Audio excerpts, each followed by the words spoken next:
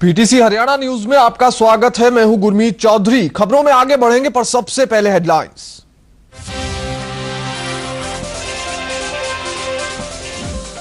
अशोक तंवर के हाथ हरियाणा कांग्रेस की कमान, प्रदेश कांग्रेस अध्यक्ष नियुक्त। भाजपा ने कहा, कांग्रेस डूबता जहाज, कप्तान बदलने से नहीं होगा कुछ हासिल।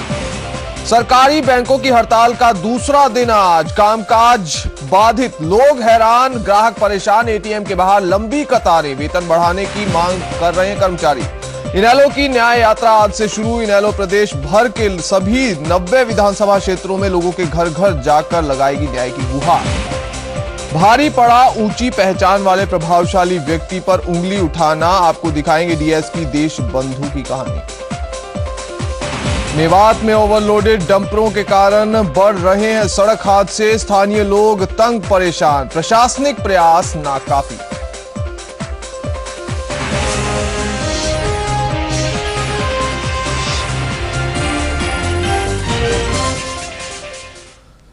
और बुलेटिन की शुरुआत में सबसे पहले बात करते हैं हरियाणा कांग्रेस की। एक लंबे इंतजार के बाद अखिल भारतीय कांग्रेस समिति ने सिरसा से पार्टी सांसद अशोक तंवर को प्रदेश कांग्रेस का अध्यक्ष बनाया। अशोक तंवर दलित युवा नेता हैं और काफी समय से पद के लिए उनके नाम की चर्चा चल रही थी। यहां पे आपको बता दें, कुमारी सैलजा का नाम भी काफी आगे चल रहा था, मगर ठीक नाम के ऐलान से पहले ही अशोक तंवर के नाम पर बाजी पलट गई और अशोक तंवर को अध्यक्ष बना दिया गया।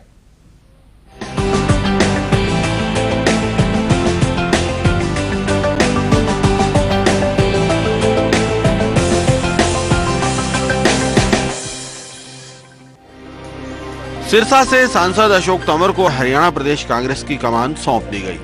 38 साल के तंवर हरियाणा कांग्रेस के इतिहास में सबसे युवा अध्यक्ष हैं। झज्जर जिले के चिमनी गांव में एक दलित परिवार में पैदा हुए अशोक तंवर इससे पहले युवा कांग्रेस और एनएसयूआई के राष्ट्रीय अध्यक्ष भी रह चुके हैं और पार्टी उपाध्यक्ष राहुल गांधी के काफी करीबी माने जाते हैं। अशोक तंवर के अध्यक्ष बनने के बाद सिरसा में कांग्रेस कार्यकर्ताओं ने जश्न मनाया। उनकी पत्नी अवंतिका तंवर ने कहा कि वे बेहद खुश हैं, पर साथ ही कहा कि ये एक बड़ी जिम्मेवारी है और तंवर निश्चित तौर पर इस पर खरे उतरेंगे। मेहनती आदमी है, बहुत बड़ी जिम्मेवारी कांग्रेस ने दी है, राहुल गांधी जी ने दी है। सिरसा के लोगों का विश्वास था, जितने ये लोग पीछे खड़े हैं, इन लोगों का विश्वास था और आगे अशोक तंवर ही मेहनत अकेले नहीं करेंगे, सब अशोक तंवर के साथ कंधे से कंधा मिला के चलेंगे। हम सब पूरा उनका साथ देंगे, उनके साथ हैं। आपसी खींचतान और गुटबाजी की शिकार प्रदेश कांग्रेस के लिए भी तंवर की ताजपोशी को अच्छा माना जा रहा है। तंवर को मुख्यमंत्री भूपेंद्र सिंह हुड्डा का अगर करीबी नहीं तो विरोधी भी नहीं माना जाता। बहरहाल उनकी पत्नी को विश्वास है कि अशोक तंवर पूरी कांग्रेस को एक सूत्र में पिरोने में कामयाब रहेंगे। फायदा तो मिलना चाहिए। एक यंग मेहनती दलित परिवार का लड़का आप लोगों के बीच में लाया गया है, तो कोई ना कोई, बाकी मैंने अभी भी कहा, जो गरजते हैं वो बरसते नहीं। बाकी हम करके दिखाएंगे, बोलने में विश्वास नहीं रखते। अभी बने हैं अशोक जी। लोकसभा चुनावों से ठीक पहले अशोक तंवर को प्रदेश की बागडोर सौंपकर कांग्रेस आलाकमान ने साफ कर दिया है कि वो युवाओं को अहम भूमिकाएं देने के लिए तैयार है। बहरहाल ये देखना होगा कि अशोक तंवर इस विश्वास पर कितना खरा उतरते हैं। सिरसा से विजय जासूजा के साथ संजय मल्होत्रा, पीटीसी न्यूज, चंडीगढ़। अशोक तंवर को कांग्रेस प्रदेशाध्यक्ष बनाए जाने पर पार्टी नेता भी खुश नजर आ रहे हैं। भिवानी में कैबिनेट मंत्री सतपाल सांगवान ने कहा कि युवा प्रदेश अध्यक्ष बनने से पार्टी और मजबूत होगी। बढ़िया जवान छोकरा है, बढ़िया है, एमपी है, बढ़िया लड़का है, इसमें क्या है। वो कांग्रेस को कितनी मजबूती मिलेगी? बिल्कुल मजबूती मिलेगी। मुख्यमंत्री का खास आदमी है, यूं कहने को चाहे कुछ भी रहे, मुख्यमंत्री और चीफ मिनिस्टर और प्रेसिडेंट को एक होना बहुत जरूरी होता है। तो इसलिए बहुत अशोक तंवर जवान लड़का है और मैं तो उससे अभी 26 जनवरी को मिला था। हम इकट्ठे सिरसा में थे, मेरा उसके साथ प्रोग्राम था।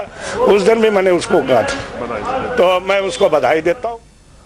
अशोक तंवर के हाथ डूबती नैया की कमान दी गई है, ये कहना है भाजपा विधायक दल के नेता अनिल विज का। विज ने अपनी प्रतिक्रिया देते हुए कहा कि डूबते हुए जहाज का कप्तान बदलने से जहाज को डूबने से नहीं बचाया जा सकता। उन्होंने कहा कि अशोक तंवर को प्रदेशाध्यक्ष बनाने से पार्टी को कोई लाभ नहीं होगा और गुटबाजी ऐसे के ऐसे बने रहेगी। वैसे तो देखिए, कांग्रेस का अपना मामला है, वो किसको बनाए किसको हटाए उससे हमको कुछ लेना देना नहीं है।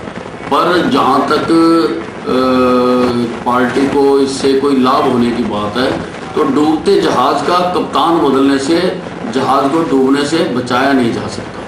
इससे पार्टी को कोई लाभ नहीं होने वाला, ना पार्टी की ये धड़ेबाजी खत्म होने वाली है, क्योंकि कांग्रेस पार्टी की धड़ेबाजी अपनी जड़ें बहुत गहरी कर चुकी है। ना ये इकट्ठे बैठकर चाय पी सकते हैं, ना ये एक मीटिंग में बैठ सकते हैं, ना ये एक मंच पर बैठ सकते हैं। तो इस कदर तक जो धड़ेबाजी हुई है वो खत्म हो जाएगी, ऐसा मुझको नहीं।